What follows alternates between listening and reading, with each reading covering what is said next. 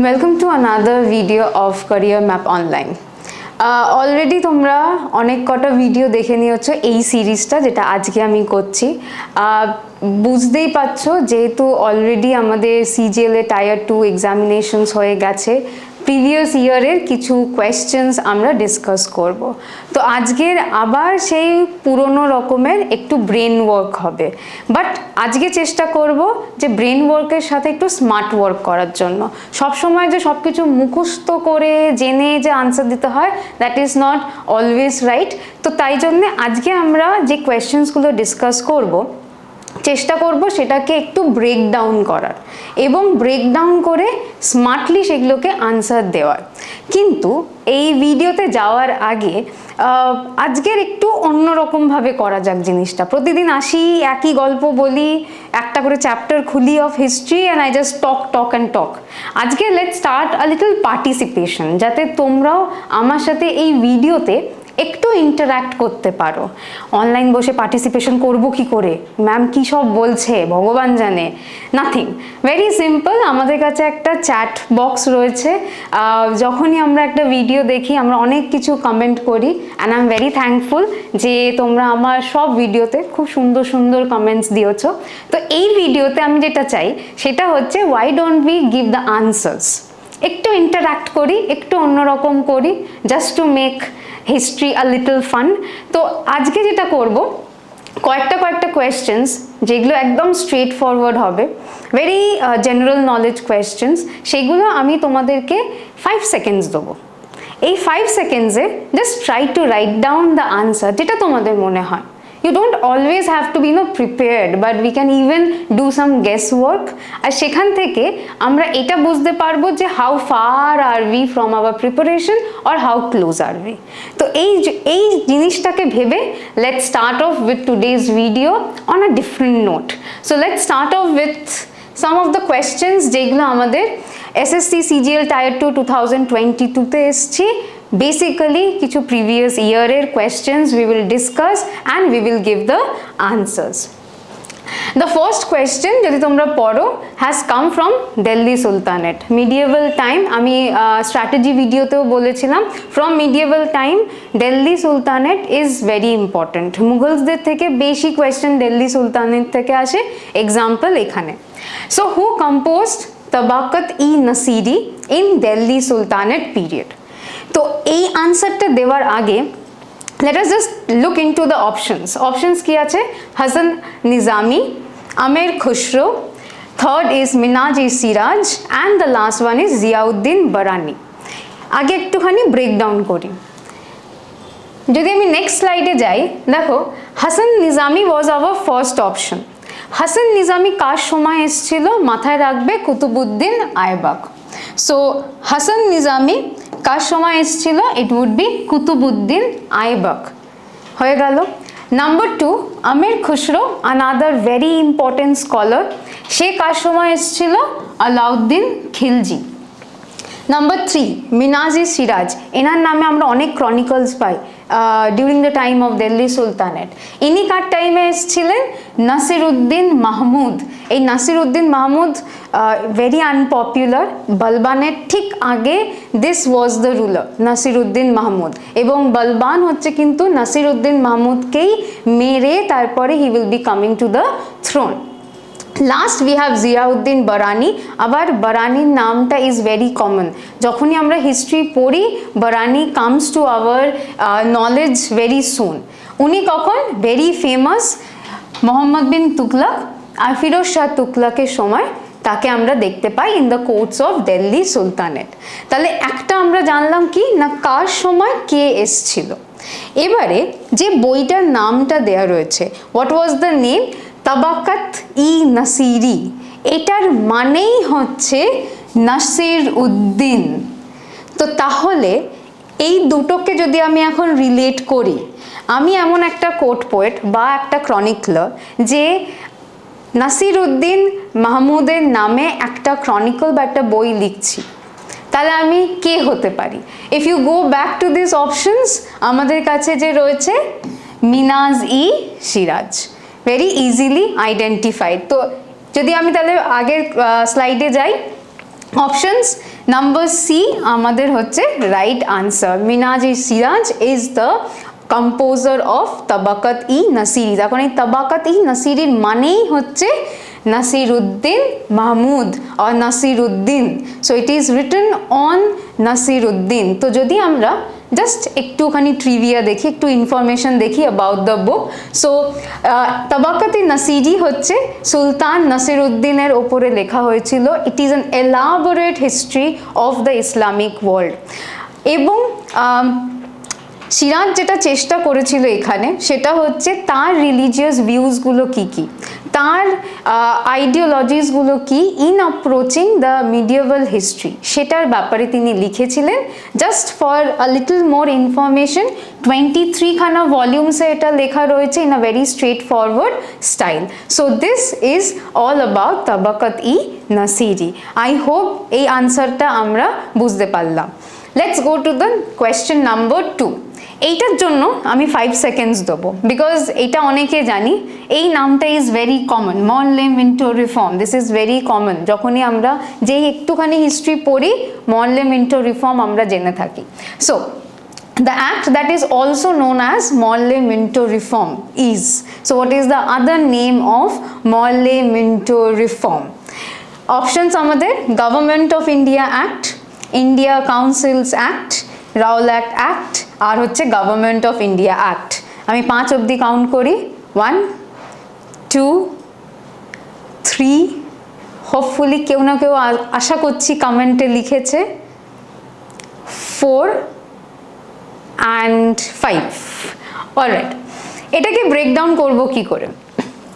Let us first understand যে এই সময় ব্রিটিশদের সময় ম্যাক্সিমাম যা রিফর্মসগুলো হয় they are on the name of the viceroy or the Governor General and the Secretary of the State.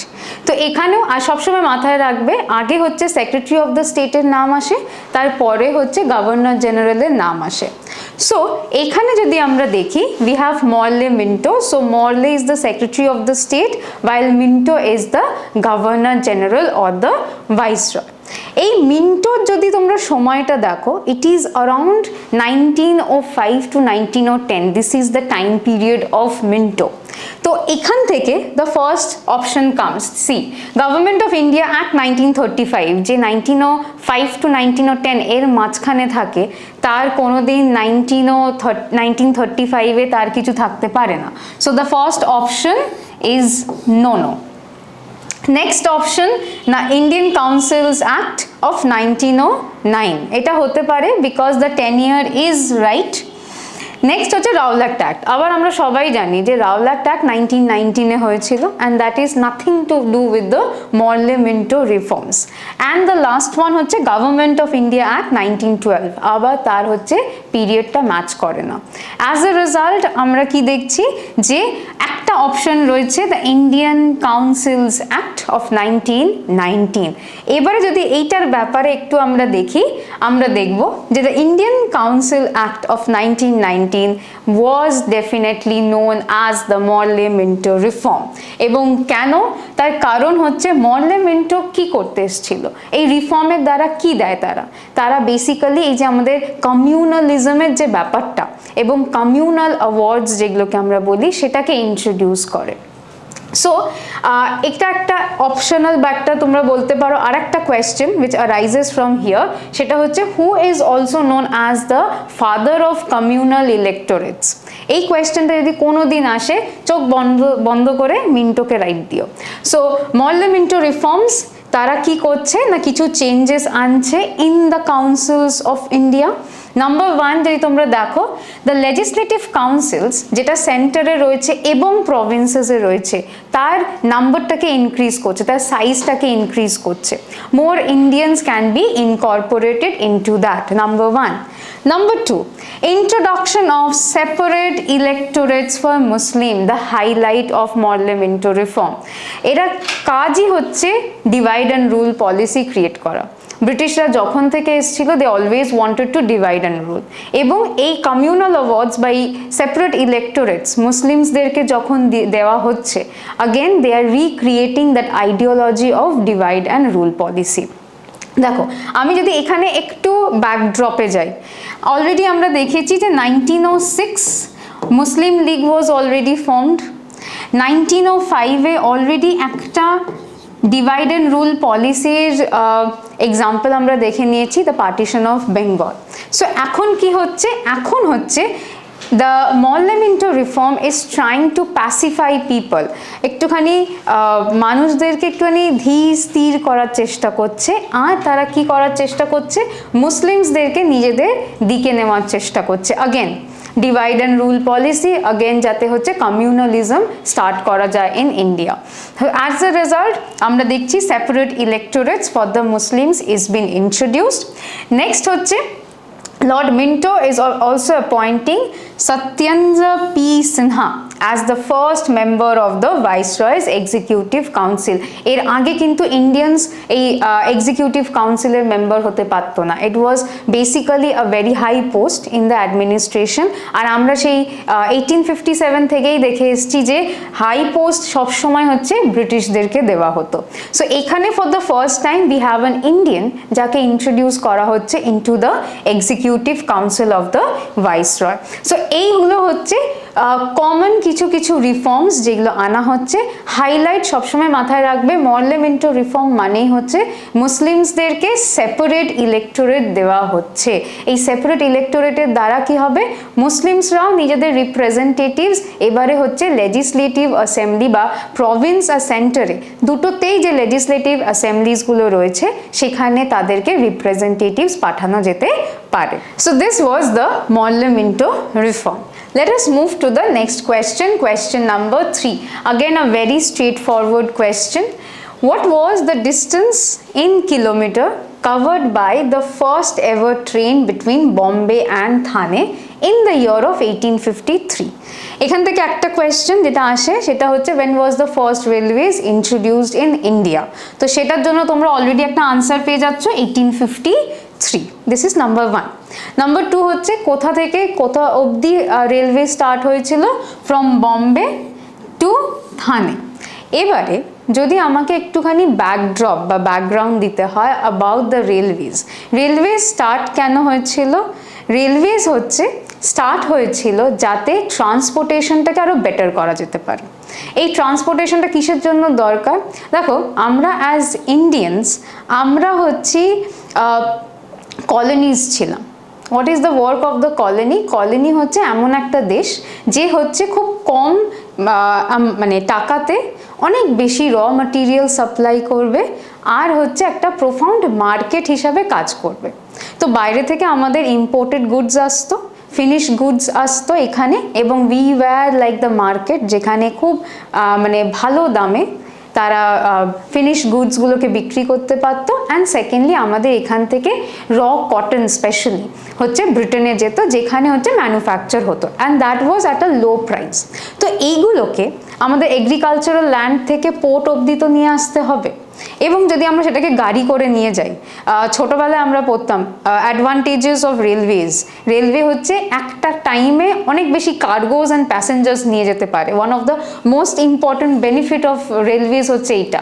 একটা গাড়ি একটা ট্রাকে করে যেটুকুনি আমরা নিয়ে যেতে পারবো তার থেকে মনে হয় 10 গুণ বেশি আমরা একটা ট্রেনে নিয়ে যেতে পারবো। তাহলে আমি কি করছি, I am cutting down the cost of transportation. একবারে আমি ফিল্ড বা যে এগ্রিকালচারাল এরিয়াসগুলো রয়েছে সেখান থেকে পোর্ট টাউন অবধি অনেক বেশি একসাথে আমি ম্যাটেরিয়াল নিয়ে যেতে পারছি, যেটাকে আমি এক্সপোর্ট করব, যেটাকে আমি ব্রিটেনে পাঠাবো। As a result the railways were formed.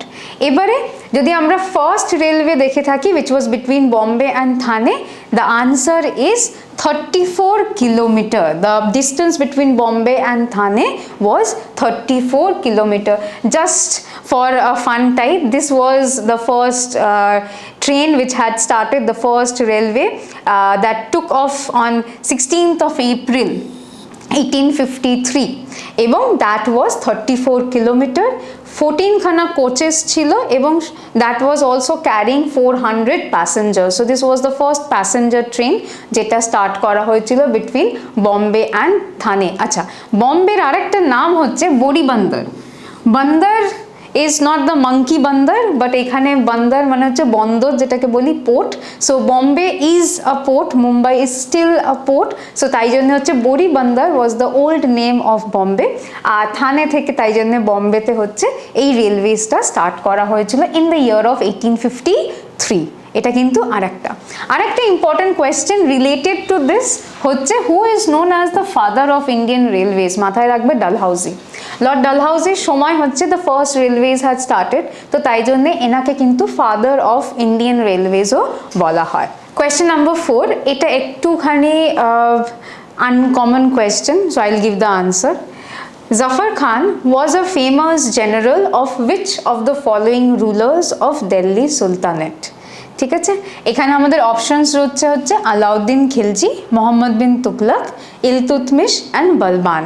মাথায় রাখবে মোস্ট অফ দ্য টাইম যদি কোনো জেনারেল বলা হয় that belongs to Iltutmish or Alauddin Khilji, তার কারণ এরা হচ্ছে দে ওয়্যার দ্য পিপল যারা হচ্ছে they were expanding the kingdom. Qutbuddin Aibak এখানে কোনো দিন আসবে না, তখন কুতুবুদ্দিন আইবকের টাইমে আমরা এক্সপ্যানশন দেখি না। এবং যখনই একটা জেনারেল বলা হয় it has to be someone who is related to war front. তো এখানে ইলতুৎমিশ, আলাউদ্দিন খিলজি, মোহাম্মদ বিন তুগলক আর বলবান, দেখো এভরিওয়ান মোর অর লেস তারা কিন্তু এক্সপ্যানশন করেছিল। বাট আমাদের আনসারটা কোনটা হবে? আমাদের answer would be Alauddin Khilji. This is the answer for the question. তার কারণ হচ্ছে Zafar Khan, he was a general under Alauddin Khilji and he was given the charge of 3 places.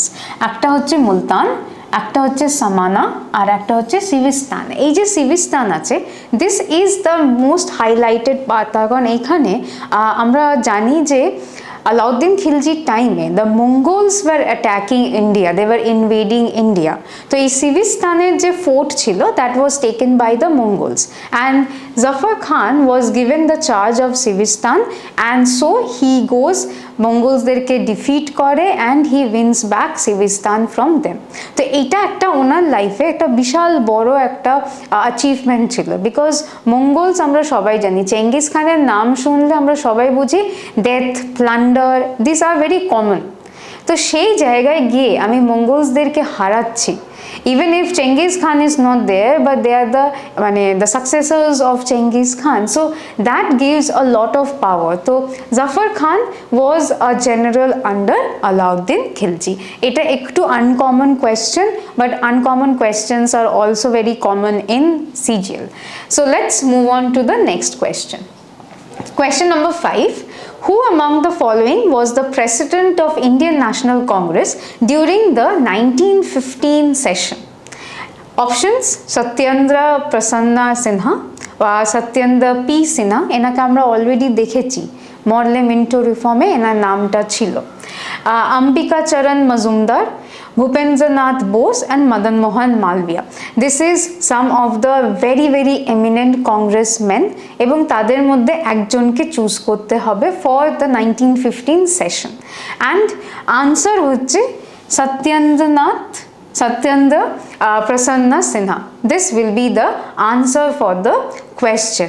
এবং এনার ব্যাপারে যদি একটু আমাকে বলতে হয়, this is basically the session which was held in Bombay 1915 আর এখানকার মেইন অবজেক্টিভস ছিল হচ্ছে অটোনমি উইদিন দ্য এম্পায়ার, যেটাকে আমরা অনেক সময় হচ্ছে ডোমিনিয়ন স্টেটাস বলেও বলতে পারি, যে আমাদেরকে কিছুটা নিজস্ব ইন্ডিপেন্ডেন্স দিতে হবে। আমাদের যে প্রভিন্সেসগুলো রয়েছে, যে লোকাল অ্যাডমিনিস্ট্রেশনগুলো রয়েছে, সেটা হচ্ছে ইন্ডিয়ানসরা চালাবে under the tutorial head of the queen থাকুক, but we have to be given certain amount of autonomy. এই অটোনমির মানেটা কি?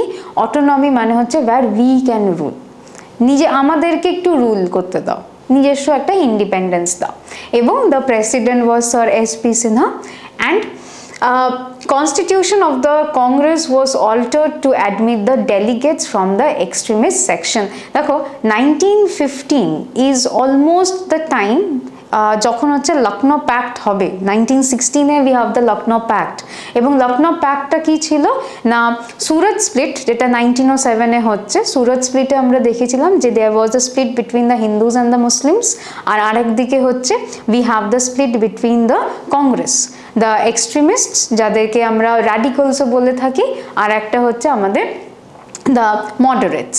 তো এবারে কি করা হচ্ছে, দেয়ার আর আ লট অফ এফার্টস, যেখানে আমরা দেখছি যে আমাদেরকে আবার কংগ্রেসকে এক করে আনতে হবে, because more or less the main goal is to get independence, এবং সেটা হচ্ছে মানে কম্প্রোমাইজ করে একটা মেথডে নিয়ে আসাটা ওয়াজ দ্য বেস্ট অপশন। তো because 1916 is round the corner, যখন লখনৌ প্যাক্ট হবে, so the congressman they are now finding it that আমাদেরকে এবার কিছু না কিছুটা কম্প্রোমাইজ করতেই হবে, so that both the section, the extremist and the moderates could come together, তারা একসাথে কাজ করবে, দাস ক্রিয়েটিং দ্য ইউনিটি যেটা কংগ্রেসে আগেই ছিল। সো এই কারণের জন্য এই সময় কিন্তু বেশ কিছু অল্টারেশনস হয় in Congress, just to make a compromise, যাতে হচ্ছে আমরা এরপরে unity in Congress দেখতে পাই। So this is the answer. So the answer I repeat হচ্ছে option 1 Satyendra Prasanna Sinha or Satyendra P Sinha, SP Sinha. Okay, I hope this was helpful. একটু চেষ্টা করেছি ব্যাকগ্রাউন্ডটা দেওয়ার জন্য so that you people understand what's going on. Okay, let's move on to the next question. Question number 6. আবার আমরা সেই দিল্লি সুলতানেটে ফিরে যাচ্ছি। সো ইউ ক্যান আন্ডারস্ট্যান্ড কি দিল্লি সুলতানেটের কিন্তু একটা ভীষণ ইম্পর্ট্যান্ট রোল রয়েছে in your exam. Which officer under Alauddin Khilji was required to maintain a register of merchants to ensure an adequate supply of goods? এই কোয়েশ্চেনটাতে আনসারে যাওয়ার আগে একটু আমি কথা বলে নিই। অনেক সময় আমরা যখনই হিস্ট্রি পড়ি না, আমরা পলিটিক্যাল হিস্ট্রির ওপরে অনেক বেশি জোর দিই। পলিটিক্যাল হিস্ট্রি মানে হচ্ছে কোন রুলার কার পরে এসেছিল, who is the founder of the dynasty, who is the last ruler of the dynasty, so on and so fourth. কিন্তু তোমরা যদি তোমাদের এই কম্পিটিটিভ এক্সামিনেশনসগুলো দেখো, এরা কিন্তু অ্যাপার্ট ফ্রম পলিটিক্যাল হিস্ট্রি অনেকটা কিন্তু অ্যাডমিনিস্ট্রেশন, সোশ্যাল হিস্ট্রি, ইভেন কিছু কিছু জায়গায় রিলিজিয়াস হিস্ট্রির ব্যাপারেও কিন্তু তোমাদেরকে কোয়েশ্চেন করে। স্পেশালি এই এক্সাম্পলটা আমি দিই, এই যে কোয়েশ্চেনটা this is a part of administration, এবং অফেন কিন্তু আমরা এই অ্যাডমিনিস্ট্রেশনের পোস্টগুলো বা অ্যাডমিনিস্ট্রেশনের পার্টগুলোকে না আমরা মানে না দেখে চলে যাই। আমরা ভাবি অ্যাডমিনিস্ট্রেশন থেকে আসতে পারে না, আমি জাস্ট পড়বো ডাইনেস্টির ফার্স্ট রুলারকে, লাস্ট রুলারকে, পপুলার রুলারকে, তাহলেই তো হয়ে গেল, we are done with it. But না, পলিটিক্যাল হিস্ট্রির মধ্যে কিন্তু একটা হিউজ পার্ট অ্যাডমিনিস্ট্রেশন থেকেও বিলং করে, এবং অ্যাডমিনিস্ট্রেশন যখন আমি পড়বো আমাকে কি মাথায় রাখতে হবে, কিছু কিছু post, the names of the post. যেরকম ধরো আলাউদ্দিন খিলজির সময়, আলাউদ্দিন খিলজি যখনই আমরা কেউ পড়ি, ফার্স্ট অ্যান্ড মোস্ট ইম্পর্টেন্ট যেটা চেঞ্জ সেটা হচ্ছে তার মার্কেট পলিসি। কেউ আলাউদ্দিন খিলজি মার্কেট পলিসি না পড়ে শেষ করতে পারে না, he or she has to read it. তো এই মার্কেট পলিসি থেকেই কিন্তু এই কোয়েশ্চেনটা নেওয়া হয়েছে। তার কারণ দেখো, উই নিড আ পারসন যে হচ্ছে একটা রেজিস্টার মেনটেন করে অফ দ্য মার্চেন্টস, যাতে কি হয় না অ্যাডিকুয়েট সাপ্লাই অফ গুডস যাতে আসে মার্কেটে, সেটা দেখা যেতে পারে। আগে আমরা একটুখানি দেখে নিই যে what are the important terms in the market policy. এই জায়গাটা যদি তোমরা দেখো, this are basically the important highlights of the market policy of Alauddin Khilji. Number 1, Alauddin কিন্তু সবচেয়ে আগে যেটা করেছিল সেটা হচ্ছে ব্ল্যাক মার্কেট, হোর্ডিং আপ, আমরা জমা করে রাখি। দেখবে প্যান্ডেমিকের সময় এই জিনিসটা খুব হয়েছিল, পিপল হচ্ছে হোল্ড করে রাখতো, জমিয়ে রাখতো জিনিসগুলো, যখন মার্কেটে there is a lack of that জিনিস, স্কেরসিটি অফ দ্যাট গুডস, তখন বেশি দামে বিক্রি করো, that is called hoarding, black marketing.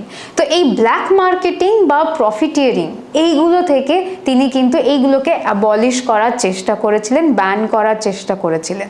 এবং কেন, সবসময় মাথায় রাখবে, ইভেন ইন হিস্ট্রি অলসো, যদি আমি কোনো একটা ইভেন্ট পড়ি, চেষ্টা করবে বোঝার জন্য যে কেন হলো জিনিসটা, জাস্ট ট্রাই টু আন্ডারস্ট্যান্ড যে লজিক্যালি এটা কেন হচ্ছে, দেখবে অনেক ইজিলি ইভেন্টগুলো মাথায় রাখবো। আলাউদ্দিন কেন এই মার্কেট পলিসিটা স্টার্ট করলো? মার্কেট পলিসি নাম্বার 1 হচ্ছে ব্যান অন ব্ল্যাক মার্কেটিং। এই ব্ল্যাক মার্কেটিংটা করা কেন দরকার, মানে না করা কেন দরকার? দ্য পারপাস হচ্ছে যাতে কি না এই যে সোলজার্সরা হচ্ছে কম টাকা দিয়ে জিনিসপত্র পেতে পারে। তার কারণ আলাউদ্দিন চেষ্টা করছিল টু এক্সপ্যান্ড দ্য টেরিটরি, এবং সেটার জন্য আমাদের কি দরকার? সোলজার্স দরকার, একটা বিশাল বড় একটা আমার আর্মি দরকার যাতে আমি এক্সপ্যান্ড করতে পারি। সোলজার্সগুলোকে রাখার জন্য আমাকে কি করতে হবে? স্যালারি দিতে হবে। স্যালারি অনেক সময় আমি ক্যাশে দিতে পারি, অনেক সময় আমি কাইন্ডে দিতে পারি, বাট যেরকমভাবেই দিই না কেন সেই সময় Alauddin did not have so much of wealth কি অত বড় একটা আর্মি সব সোলজার্সদেরকে একদম মানে টপ র্যাঙ্কের লোকজনদেরকে অনেক বেশি টাকা দিতে পারতো। তো there was very nominal salary for the soldiers, এবং এই নমিনাল স্যালারিতে সোলজার শুড বি হ্যাপি। যতক্ষণ না আমি খুশি আছি আমি কোনো একটা কাজ কি করব না। আজ যদি তোমরা এই চ্যানেল থেকে যদি কিছু না পাও, will you watch it? No. তো সবসময় মাথায় রাখবে যেখানে আমার বেনিফিট আমি সেখানেই কাজ করব। Human psychology. তো দ্য সোলজার্স যাদের এদেরকে খুশি রাখতে পারে, হ্যাপি রাখতে পারে, এই জন্যেই কিন্তু কম স্যালারি হলেও কিছু এমন একটা জিনিস করো যেটাতে সোলজার্সরা খুশি থাকবে। সেটা কি? মার্কেটের জিনিসপত্রগুলো কম দামে দাও, বা অ্যাটলিস্ট একটা ফিক্সড রেট করে দাও যাতে আমাদেরকে না ঠকাতে পারে কেউ। এই কারণের জন্য সে কি করছে? ব্ল্যাক মার্কেটিং বন্ধ করে দিচ্ছে। আরেকটা যেটা করছে সেটা হচ্ছে কমোডিটিজের যে প্রাইসগুলো সেগুলোকে ফিক্স করে দিচ্ছে। No one can even sell the things. 1 টাকা বেশিতেও সে বিক্রি করতে পারতো না। কেউ বেশি টাকা কম টাকায় বিক্রি করতে পারবে না। যদি 10 টাকা দাম হয় 10 টাকাতেই বিক্রি করতে হবে, 10.5ও চলবে না। So this was another important thing. আরেকটা হচ্ছে 4খানা নতুন মার্কেট তৈরি করছে। বিভিন্ন রকমের মার্কেট ছিল, এক জায়গায় স্লিভস, এক জায়গায় ক্যাটল, এক জায়গায় গ্রিনস, এরকম করে বিভিন্ন জায়গায় বিভিন্ন রকমের জিনিসপত্র বিক্রি করা হতো। হ্যাঁ, স্লিভসরাও বিক্রি হতো, মানুষজনদেরকে এনে অ্যাজ দাস বা চাকর, অ্যাজ স্লিভসরাও বিক্রি হতো। এবং তোমরা যদি এল বরুনি বা হচ্ছে ইবন বতুতা এদের যদি গল্প পড়ো, ক্রনিকলস পড়ো, তারা কিন্তু তোমাকে এটাই বলবে যে স্লেভস মার্কেটে বিক্রি হতো, এবং স্লেভসদেরও হচ্ছে বিভিন্ন রকমের প্রাইজেস হতো। উইমেন স্লেভস অনেক বেশি টাকাতে বিক্রি হতো, ছেলে স্লেভস বা মেন স্লেভস তাদের হচ্ছে কম টাকাতে, so on and so fourth. তো এইগুলোর জন্য 4টে নতুন মানে new markets war created. Next হচ্ছে অনেক কটা নতুন পোস্ট দেখবো আমরা। এই পোস্টগুলো কি না যাতে মার্কেটের ওপর একটা কন্ট্রোল ক্রিয়েট করে রাখতে পারে। দেখো আবার হচ্ছে সুলতান একা বেচারা একটা মানুষ, পুরো সব কিছু জিনিস দেখতে পারে না। So what does he need? He need ministers, he needs officials যারা হচ্ছে বিভিন্ন পোস্টে রেখে তারা হেল্প করবে। তো এই কারণের জন্য কয়েকটা ইম্পর্টেন্ট পোস্ট আছে। দেখো দিওয়ানি রিয়াসত, যে হচ্ছে হেড অফ দ্য মার্কেট, সে হচ্ছে পুরো মার্কেটে কি হচ্ছে সেটাকে দেখবে। নাম্বার 2 হচ্ছে সানাই মান্ডি, এই হচ্ছে দ্য মার্কেট সুপারিনটেন্ডেন্ট, যে হচ্ছে অ্যাকাউন্টস রাখবে, মার্কেটে কি বিক্রি হচ্ছে, কত হচ্ছে, কতটা আসছে, কতটা যাচ্ছে, ইত্যাদি ইত্যাদি। আর একটা হচ্ছে মুহাতারিগা, এ হচ্ছে ওয়েট মেজারিং ইন্সপেক্টর অফিসার। তো এইগুলো হচ্ছে কিছু কিছু পোস্ট যেটা তিনি তৈরি করেছিলেন। এবারে এর থেকে যদি আমরা দেখি তাহলে এই যে পোস্টটা রয়েছে শাহানি-ই মান্ডি, এইটা হচ্ছে কে না মার্কেট সুপারিনটেন্ডেন্ট। আর এবারে যদি আমরা আগের স্লাইডে যাই, দেখো আ ম্যান যে হচ্ছে একটা রেজিস্টার মেনটেন করছে অ্যাবাউট দ্য মার্চেন্টস, যাতে কি না অ্যাডিকুয়েট সাপ্লাই অফ গুডস আসে। তাহলে এবারে এদের মধ্যে থেকে তাহলে আমরা কাকে চুজ করব? ডেফিনেটলি সানাই মান্ডি, তার কারণ he is the market superintendent. তো সে হচ্ছে দেখাশুনো করছে, he is keeping the record, he is keeping the register. Thus আমাদের আনসার হলো Shahna i Mandi. Okay, I hope this answer is clear. Next question. Question number 7 is from ancient history. অনেকক্ষণ পরে ancient history পেয়েছি। Pushyamitra, who was the commander of Brihadrata, the last Mauryan emperor, killed the king and established a new dynasty. Which of the following is his dynasty? এটা আশা করছি আমরা জানি। তো তাড়াতাড়ি chat বক্সে লিখে ফেলি what will be the answer. আমি 5 seconds ওয়েট করছি। অ্যান্ড দেন আমি আনসারটাকে ডিসকাস করে দেবো। কাউন্ট করি, 1 and 2, 3, 4 and 5. Time's up. আশা করছি চ্যাট বক্সে অ্যাটলিস্ট আমি কিছু আনসার পেয়েছি। And with that in mind আমরা একটুখানি টাইম লাইনটা দেখে নিই। আমার খুব ফেভারিট জিনিস একটা, হিস্ট্রি পড়াতে গেলে আমি টাইম লাইন সবসময় ব্যবহার করি। সো যদি আমরা টাইম লাইনটা দেখি, this is basically from the ancient time, যখন আমরা মগধা বলে একটা মহাজনপদকে জানি, এবং one of the most popular, most powerful monarchical mahajanapada ছিল হচ্ছে আমাদের মগধা। এই মগধাকে নিয়েই হচ্ছে ম্যাক্সিমাম সব ডাইনেস্টিসগুলো, they will be competing with one another. তো এই মগধাতে যদি আমরা, বা নর্দার্ন ইন্ডিয়াতে যদি আমরা টাইম লাইনটা দেখি অফ দ্য ডিফারেন্ট ডাইনেস্টিস, আমরা দেখব আমাদের ওখানে কে ছিল, we had Brihadratha, who was the last ruler of the Mauryans. তো keeping the timeline short, তো আমাদের এইখানে আছে হচ্ছে মরিয়ান এম্পায়ার, যেখানে লাস্ট আমরা বৃহদ্রথা, আমি জানি হয়তো the things are not very clear, but এখানে মরিয়ান এম্পায়ার, এবং তার ঠিক পরে আমাদের কে আসছে না, দ্য সুঙ্গা ডাইনেস্টি। যদি আমরা মরিয়ান এম্পায়ারের টাইম লাইন দেখি, 321 to 184 BCE, আর তার ঠিক পরে আসছে হচ্ছে 185 to 73 BCE, we have the Sunga dynasty, এবং the founder of the Sunga dynasty কে পুষ্যমিত্র সুঙ্গা। সো আমাদের আনসার তাহলে কোনটা হবে, it will be the Sunga dynasty. তার কারণ Pushyamitra Sunga is the founder of the Sunga dynasty, যে হচ্ছে Brihadratha, who was the last ruler of the Mauryan dynasty, তার কমান্ডার ছিল। পরবর্তীকালে হি কিল্ড বৃহদ্রথা এবং he is becoming the new ruler. So I hope এই আনসারটা আমরা বেশ কয়েকজন দিতে পেরেছি, বিকজ আবার এই পুষ্যমিত্রার নামটা is also very common, Pushyamitra Sungai আসে, বলতে গেলে এই সুঙ্গার টাইটেলটাই আসে। ওকে, চলো let us move on to the next question. Again another question from the ancient period. India was named Bharat after the name of the Bharata tribe. In which of the following Vedas is this tribe first mentioned? দেখো আমাদের দেশটাকে নিয়ে না অনেক লোকেরা অনেক রকমের নাম দিয়েছে, অনেক রকমের নামের উৎপন্নটা বিভিন্ন বিভিন্ন অরিজিন থেকে হয়েছে।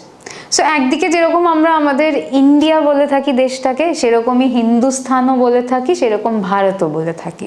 তো যখনই আমরা বেদাসগুলোকে দেখি, this are the 4 Vedas, Rigveda, Atharvaveda, Samaveda and Yajurveda. বেদাসে আমরা ভারত বলি, এবং এই ভারত কথাটা কোথা থেকে এসছে? ভারত হচ্ছে একটা বেদিক ট্রাইব ছিল, বলা হয় they are the descendants of the Aryans. যদিও বা দিস আরিয়ান থিওরি বা এরিয়ান থিওরি এখন কিন্তু is a theory which is contested. তো আমি বেশি ওই থিওরিটার উপরে যাচ্ছি না। It is one of the Bharat tribe was one of the Vedic age tribe, এবং এটাকে বলা হয় যে they were one of the warrior clans of our ancient time, যাদের নামে আমাদের দেশটাকে নাম দেওয়া হয়েছে। তো এই ভারত ট্রাইবের যদি কথা বলি, আমরা দেখব যে এই Vedas have talked about it, কিন্তু কোন বেদাটা সবচেয়ে ফার্স্ট আমরা পাই? যদি আমি টাইম লাইন দেখি তাহলে হচ্ছে ঋগ্বেদা হচ্ছে এমন একটা বেদা যেটা হচ্ছে আর্লি বেদিক পিরিয়ডে আমরা লিখি বা কম্পোজ হয়, আর পরবর্তীকালে লেটার বেদিক পিরিয়ডে we have the other 3 Vedas. তাহলে কোন বেদাটা সবচেয়ে আগে এসছে? ডেফিনেটলি ঋগ্বেদা, আর তাই জন্য হচ্ছে Rigveda is also hour answer. তার কারণ এই ঋগ্বেদাতে ফর দ্য ফার্স্ট টাইম আমরা এই ভারত ট্রাইবের কথা দেখতে পাই, যেখানে আমরা দেখি যে হাউ ব্রেভ দে ওয়্যার, তারা অনেক যুদ্ধ লড়েছে, এবং সেইখান থেকে যেহেতু the people of Bharat tribe use to live in India, basically the north western part, যেটাকে আমরা আর্যভট্টাও বলে থাকি, the land of the Aryan's, এইখানটায় থাকতো। এই কারণের জন্য ইন্ডিয়াকে আমরা কিন্তু এনশিয়েন্ট টাইম থেকে ভারত বলে থাকি। And to be very honest, আমাদের ইন্ডিয়া কিন্তু আজ যেরকম দেখতে, এনশিয়েন্ট টাইমে একটুখানিও সেরকম দেখতে ছিল না। You see this is basically, যদিও বা এটা একটা ব্রিটিশ ইন্ডিয়ার ম্যাপ, বাট তোমরা দেখবে যে এখনকার যে বাউন্ডারি আছে আর এই পুরনো boundary they are very different. দেখো কাশ্মীর বা আমাদের যে নর্দার্ন পার্ট যেটা রয়েছে that is not at all very prominent.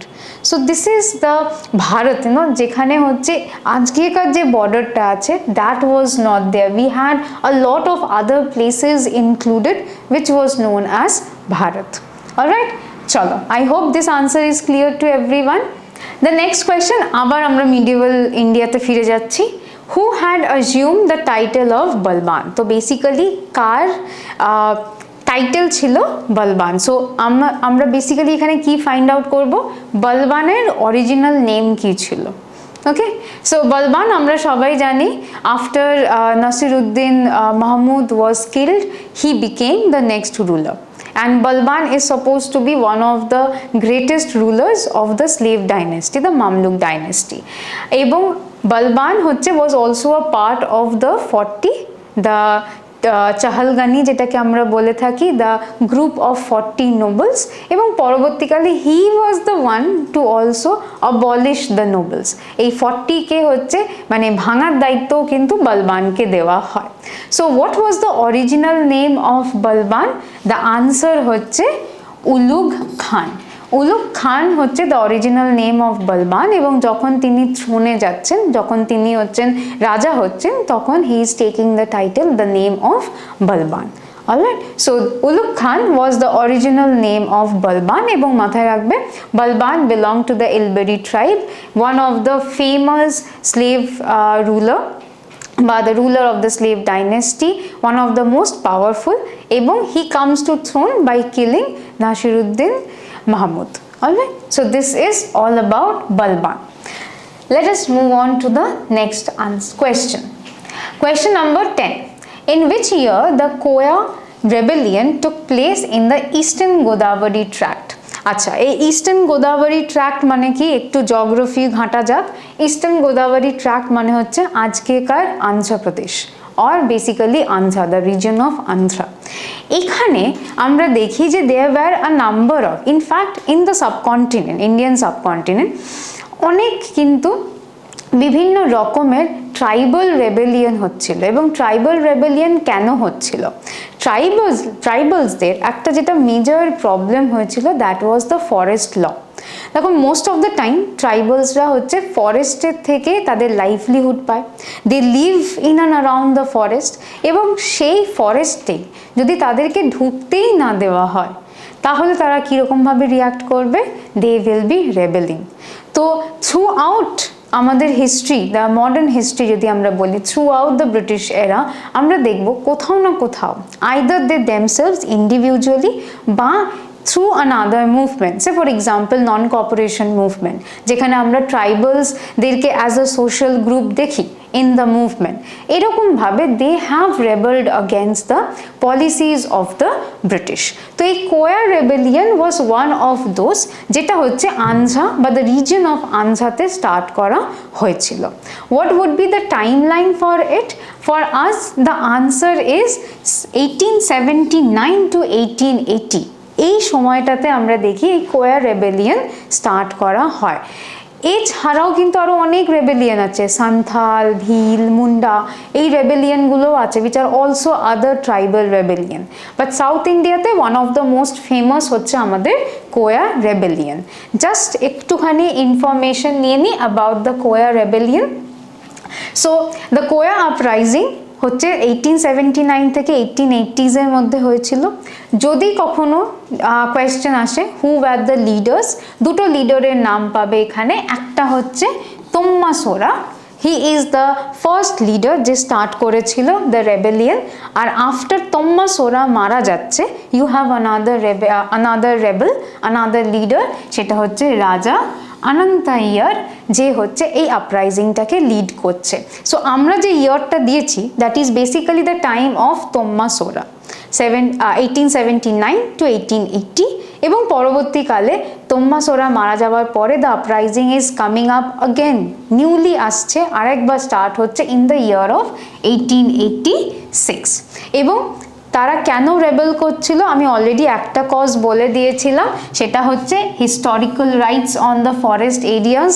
Forest law start করা হয়েছিল, তাদেরকে ফরেস্টে ঢুকতে দেওয়া হতো না, ফরেস্টের যে বিভিন্ন প্রোডাক্টসগুলো রয়েছে সেইগুলোকে নেওয়া যেত না, এবং এছাড়াও হচ্ছে পুলিশ আর মানি ল্যান্ডার্স ট্রাইবালসদেরকে মানে খুব বাজেভাবে এক্সপ্লয়েট করতো। ইনফ্যাক্ট দ্য পুলিশ তারা কিন্তু মানে কোনো কারণ ছাড়াও অনেক সময় তাদেরকে মেরে ফেলতো, প্রসিকিউটেড মানে হচ্ছে মেরে ফেলা। সো এই কারণের জন্য তাদের মনে হয়েছিল যে তাদের রাইটস, তাদের যে ফ্রিডমগুলো আছে কোথাও না কোথাও সেখানে একটা মানে খামতি রয়ে যাচ্ছে, দে আর বিন টেকেন অ্যাওয়ে।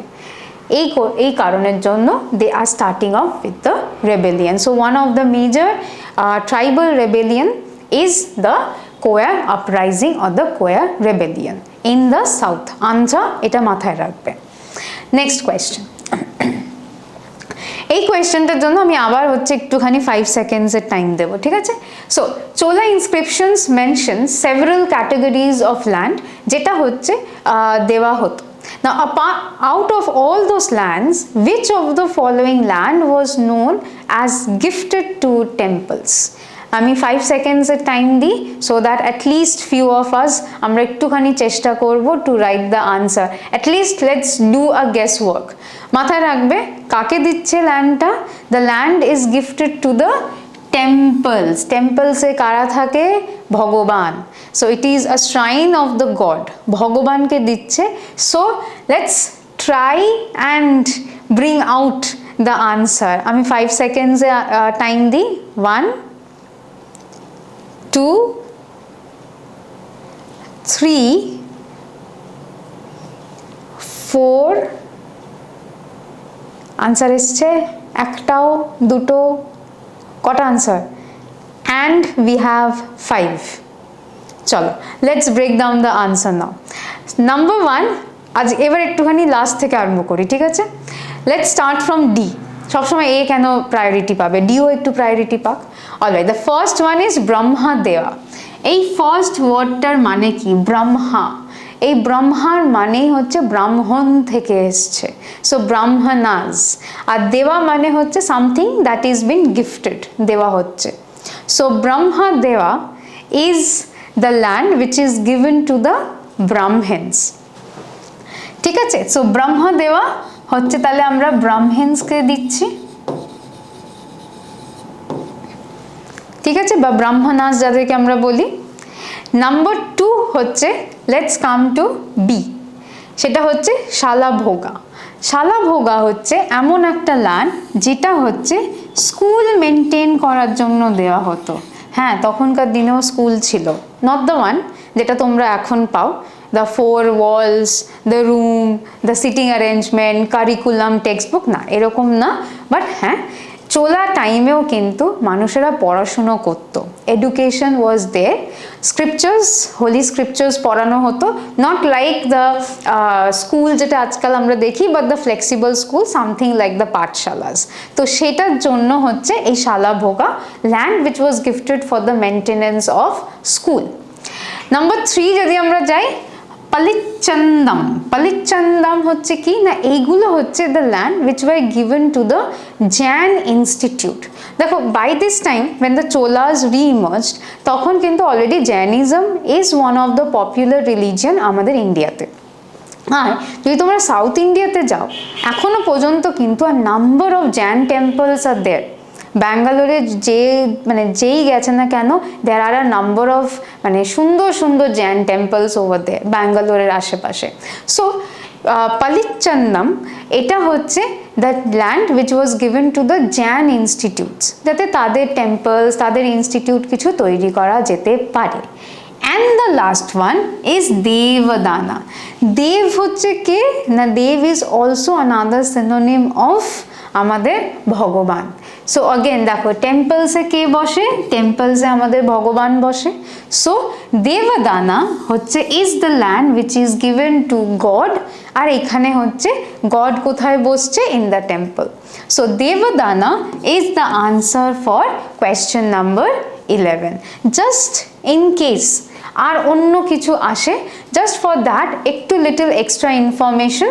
দেখো চোলা ইনস্ক্রিপশনস অনেক 5 টাইপস অফ ল্যান্ড গিফটসের কথা বলে, যেটা চোলা কিংসরা করে থাকতো, প্রায়ই করে থাকতো। নাম্বার 1 হচ্ছে ভেলাংভাগাই। ভেলাংভাগাই হচ্ছে সেই সব ল্যান্ড যেটা হচ্ছে নন ব্রাহ্মণ বা পিজেন্টসদেরকে দেওয়া হতো। নন ব্রাহ্মণ যে লোকেরা আছে, অব্রাহ্মণ যে লোকেরা, তাদেরকে দেওয়া হচ্ছে। এবং পরেরগুলো আমরা অলরেডি একবার করে নিয়েছি, আরেকবার করে বলে দিচ্ছি। Brahmadeya, the land gifted to the Brahmanas. Shalabhoga, the land for the maintenance of school. আর লাস্টলি হচ্ছে দেবদানা, যেটাকে আমরা land gifted to the temples বলে থাকি। So this are the 5 important types of land grants. এছাড়াও আরও অনেক ল্যান্ড গ্রান্টস আছে, but this are the 5 very important land grants যেটা তোমরা দেখতে পাবে। এছাড়াও আরেকটা যেটা আমি অলরেডি বলেছিলাম এখানে, সেটা হচ্ছে পালিচন্দম। এটাও কিন্তু একটা খুব important land grants. So Das আমাদের আনসার ফর কোয়েশ্চেন নাম্বার 11 হচ্ছে কি, দেবদানা। And the last question for today, let us move on to the last question. এটাও very easy, আমি চাই যে তোমরা একটু আনসারটা দাও। And let us move on to our last question. Last question for the day. Sultan Iltutmish introduced metal coin named Jital, which was made of. Very easy question. তার জন্য আমি আবার 5 সেকেন্ড দিচ্ছি, 5 seconds to write the answer. এটা তো মানে জল ভাত। So let's write the answer.